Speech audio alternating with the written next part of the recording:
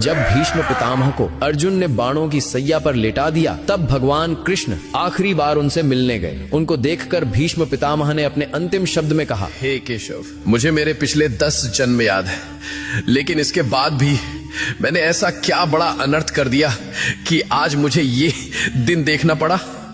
पिछले 10 जन्म में मैंने तो कोई पाप नहीं किया, तो फिर मुझे ये बाणों की सैया क्यों मिली? ये बाणों की सैया अब मुझसे सही नहीं जाती। मुझे मेरे सवाल का जवाब दो केशव। तब भगवान कृष्ण ने कहा कि हे पितामह, ये बात आपके 10 जन्मों के पहले की है। जब आप एक राजकुमार थे, तब आप जंगल से भ्रमण कर रहे थे। तभी आपके रास्ते में एक सांप आ गया। आपने उसको मारा नहीं, बल्कि ये सोचकर कि कहीं ये सांप किसी को काट ना ले, इसलिए आपने उस सांप को रास्ते से हटा दिया।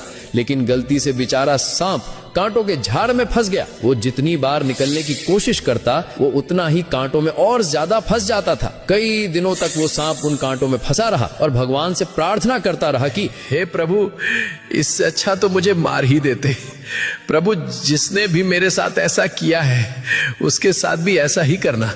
लेकिन पिछले 10 जन्मों में आपने ऐसा कोई पाप ही नहीं किया जिससे आपको उस कर्म का फल भोगना पड़े। लेकिन जब द्रौपदी का चीर हरण हो रहा था, तब आप मौन रहकर भी ये सब देखते रहे थे। आप चीर हरण को रोक सकते थे, लेकिन आपने ऐसा नहीं किया। तभी आप इस पाप का भागीदार बन गए थे। इसी कारण से जैसे वो सांप उस दिन कांटे में फंसा था, आज उसी प्रकार आपको ये कांटे की सैया मिली है। तुम कितने भी बुरे कर्म कर लो, लेकिन उसका फल अवश्य मिलता है, इस जन्म में या फिर अगले जन्म में, लेकिन मिलता जरूर है। भगवान कृष्णा को दिल से मानने वाले भक्त कमेंट में जय श्री कृष्णा अवश्य लिखें।